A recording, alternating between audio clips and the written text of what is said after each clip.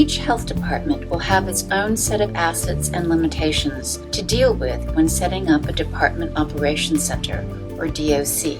Depending on how you set up your DOC, the work environment will help promote or impede safety and help reduce or increase stress. Here are 5 physical aspects to take into consideration when selecting the location for your DOC. 1. Ample space. Is the room or rooms you've selected large enough? Can it accommodate the tables, chairs, pathways, etc. that will be needed? Can the room comfortably fit the maximum number of staff who might be assigned to manage a major emergency response?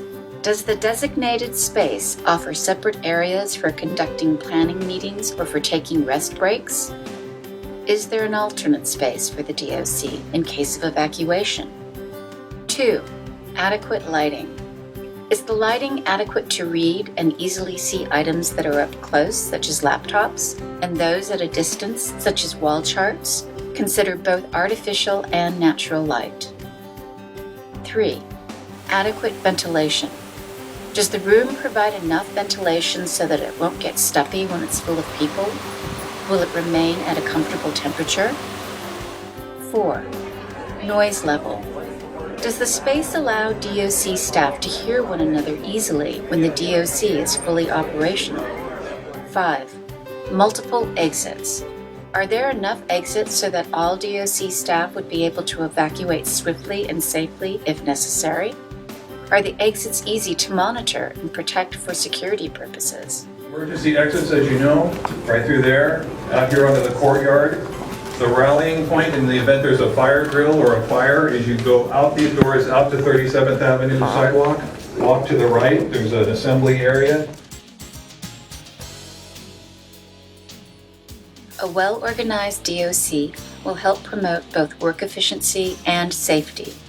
Think about where and how you'll set up tables, as well as the placement and visibility of charts, graphs, bulletin boards, and other visual aids.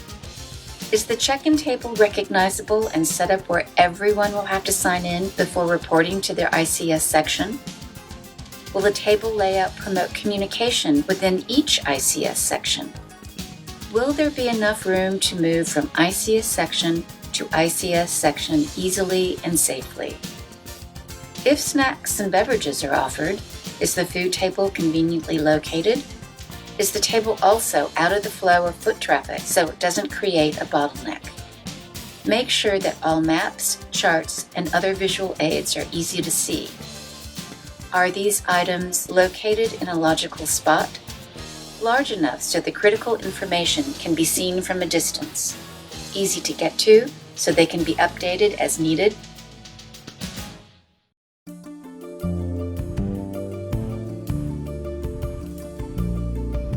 The number and kinds of tools, from steno pads and pens to portable radios and web EOC that your department will have largely depends on your needs and budget, but there are some essentials that every DOC needs in order to function well.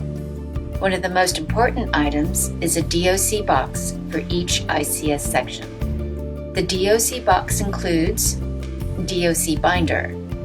The DOC binder is a collection of information in a well-organized and easy-to-read format. It identifies everything that's needed to set up the DOC and where to find it. Equally important, this binder provides instructions on how to set up the DOC, including diagrams for the floor plan. A DOC binder is most useful when it contains critical reference materials, such as copies of various emergency response plans and a directory identifying key contacts and stakeholders. The DOC box also should include an ICS section binder. This contains job action sheets and logs, ICS forms, etc. as applicable. Should also be ICS vests, perhaps a tabletop sign that identifies the specific ICS section, and office supplies, pens, steno pads, and markers, etc. Every ICS section chief needs a steno pad for keeping notes. Other items might include extension cords, painter's tape, or gaffer's tapes. These will help secure electrical cords so they don't pose a trip hazard. We do have a DOC box in our DOC, and that DOC box is nothing more than a plastic laundry box, basically with a lid. There's one box per section, so we have a box for the command team. We have a box for the operations, planning, logistics, finance. Inside we have tools for each one of those teams. There's basic tools like steno pads, pens, pencils, nameplates for the tables, for the positions that they can just push out. The DOC binder, which provides a lot of instructions on how to operate the DOC. The emergency kinds of how to set up our phone queue, which, you know, many of us, a few of us in the health center know this stuff. It needs to be available quickly to everyone in case the few of us that do know are not available at the time of an event. The DOC box, it's an important item.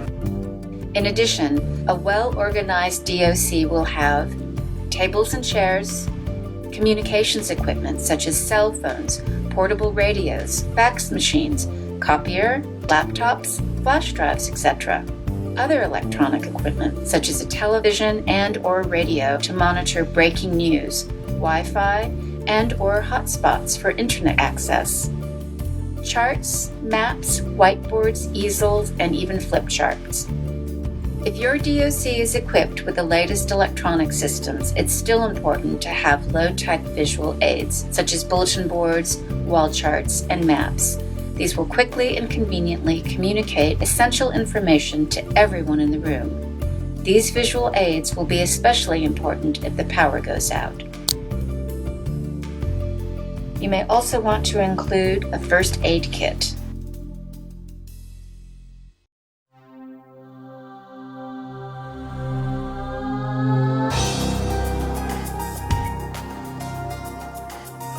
The DOC may run 24 hours a day for several days or more. Make sure that staff members who may be activated know that they'll likely be walking or on their feet a lot, lifting or moving things, such as boxes or tables, from one spot to another, working in close proximity with others. Since the DOC may not have bottled water or snacks on hand, encourage members of staff who may be activated to have a go bag at their desk.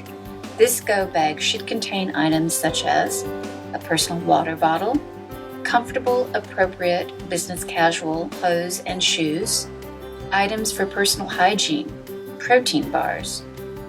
Examples of inappropriate clothing and accessories include, but are not limited to, open toe, open back, or high heel shoes, fragrances that may trigger allergic reactions in others, jewelry or other accessories with sharp edges or that may dangle dangerously, bare midriffs, halter tops, tank tops, tube tops, low-cut tops, and beachwear, shorts, tattered or frayed jeans, and low-slung pants.